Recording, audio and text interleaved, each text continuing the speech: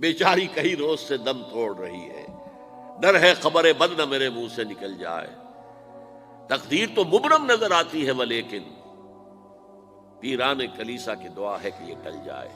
تو پہلی بات میری ختم ہوئی، عالمی نظام خلافت دنیا کی تقدیر مبرم ہے، ہو کر رہے گی، اس میں کسی صاحب ایمان کو کوئی شک، کوئی شبہ، کوئی ریب نہیں ہونا چاہیے۔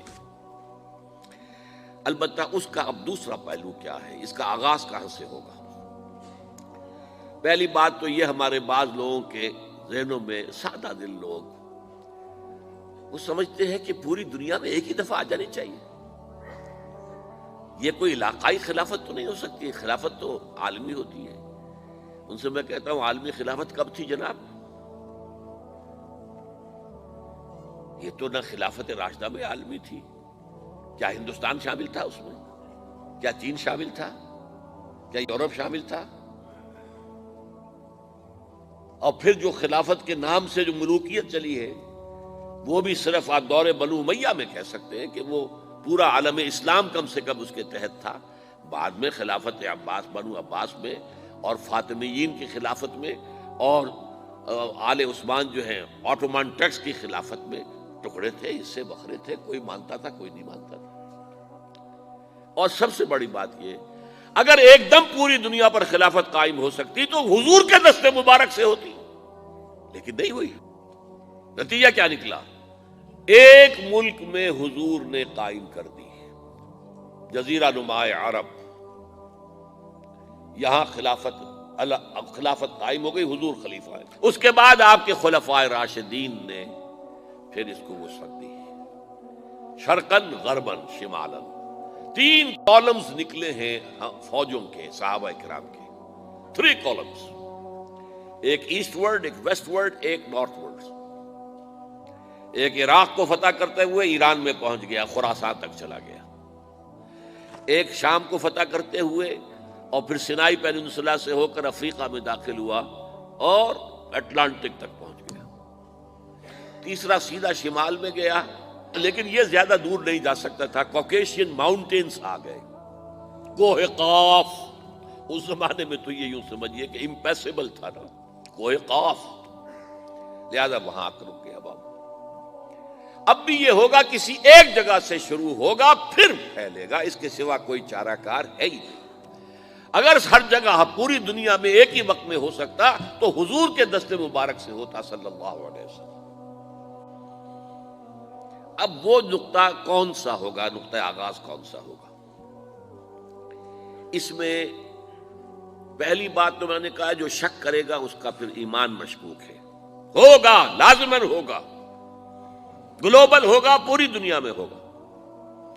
کہاں سے شروع ہوگا اس میں آپ اختلاف کر سکتے ہیں، لیکن مجھے تو 2 حدیثیں تو ملی ہیں جن سے یہ اندازہ ہوتا ہے کہ یہ اس مشرقی خطے سے ہوگا، عرب کے مشرق کی جانب کسی ملک سے ہوگا، کسی خطے سے ہوگا۔ وہ حدیثیں بھی اب آپ پڑھ لیجیے پہلے، پھر میں کہہ رہا ہوں یہ خزانہ ہے جو ہم نے آپ کی خدمت میں پیش کیا ہے، کاش کہ آپ اس کی قدر کر سکیں، یہ حدیثیں آپ کو ازبر ہو جائیں، یاد ہو جائیں، لوح قلب پر نقش ہو جائیں۔ ہندوستان اور خراسان یعنی موجودہ افغانستان کا ذکر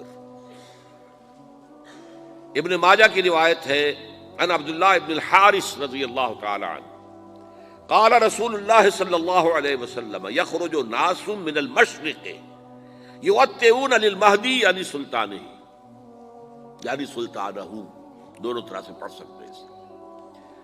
حضرت عبداللہ ابن حارث فرماتے ہیں رضی اللہ تعالی عنہ کہ حضور نے ارشاد فرمایا مشرق کی طرف سے وہ فوجیں نکلیں گی، لوگ آئیں گے جو عرب میں مہدی کی حکومت قائم کریں گے۔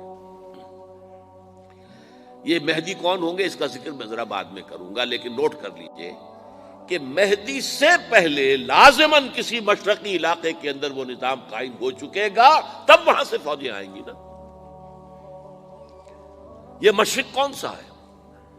عرب کے مشرق میں آپ چلیے ایران بھی آ جائے گا، افغانستان بھی ہے، پاکستان بھی ہے، اور اگر اس سے اور توسیع دیں تو ہندوستان بھی ہے۔ یہ ہے عرب کا مشرق، اس سے فوجیں جائیں گی۔ اس کا کیا مطلب ہے کہ اس میں سے کسی جگہ پر نظام خلافت پہلے قائم ہو جائے گا، تاکہ وہاں سے فوجیں جائیں گی جو جزیرہ نما عرب میں حضرت مہدی کی حکومت کو قائم کریں گی۔ اب دوسری حدیث سنیے، یہ سنن ابن ماجہ کی حدیث تھی جو میں نے آپ کو سنائی، آپ نے پڑھی۔ دوسری، عن ابی ہریرہ رضی اللہ تعالی عنہ،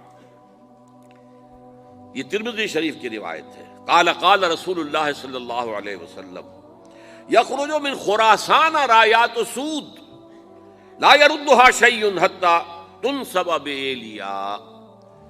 خراسان کے علاقے سے سیاہ جھنڈے لے کر فوجیں آئیں گی، ان کا رخ کوئی موڑ نہیں سکے گا، ان کو پیچھے پھیر نہیں سکیں گے کوئی بھی، یہاں تک کہ وہ یروشلم میں جا کر جھنڈے نصب کر دیں گے۔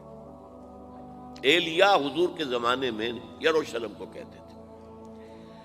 یہ یروشلم تھا جب حضرت سلیمان کی حکومت تھی، اور یہاں پر معبد سلیمانی، ہیکل سلیمانی قائم ہوا، پھر یہ یروشلم ہی رہا ہے تاریخ میں، یہاں تک کہ سن 70 عیسوی میں جب ٹائٹس رومی جنرل نے اس کو گرایا، ختم کیا، سیکنڈ ٹیمپل گرا دیا، اور یہاں سے یہودیوں کو کہا نکل جاؤ یہاں سے، کوئی یہودی باقی نہیں رہا، بالکل تہو بالا برباد کر دیا۔ اس کے کوئی 150 سال بعد ہیڈریان، رومن ایمپرر ہیڈریان، اس نے پھر دوبارہ آباد کیا اس شہر کو۔ 150 سال تک یہ بالکل بنجر اور بالکل غیر آباد پڑا تھا۔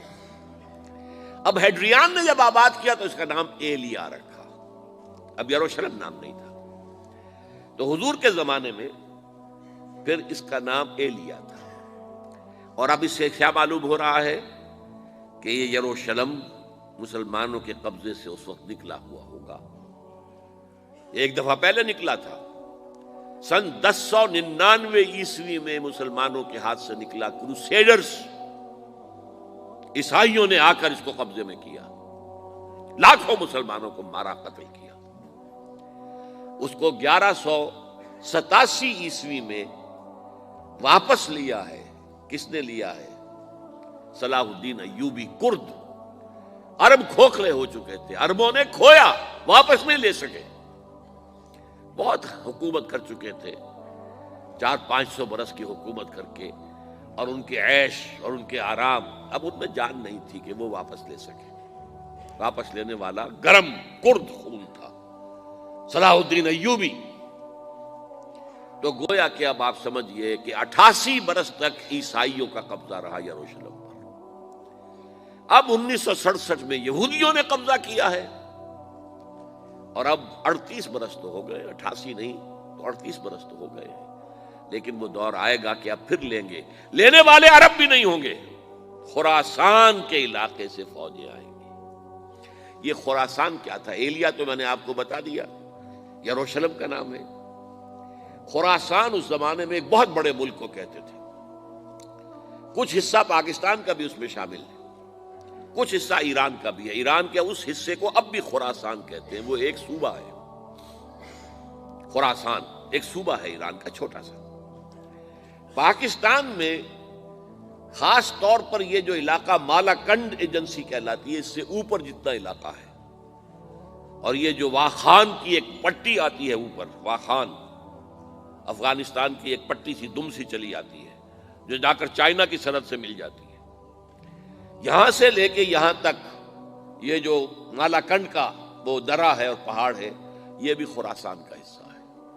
باقی تقریباً 2/3 آف افغانستان ساؤدرن حصہ نہیں ہے خراسان کا حصہ، یہ سیستان کہلاتا تھا، یہ خراسان نہیں ہے۔ لیکن یہ کہ اوپر کا 2/3 آف افغانستان، اور اس کے ساتھ یہ جو عرب، جو اب یہ ترک ممالک آزاد ہوئے ہیں سوویت یونین کی ڈسولوشن کے ساتھ، یہ سارا علاقہ کہلاتا ہے خراسان بزرگ، دی گریٹ خراسان۔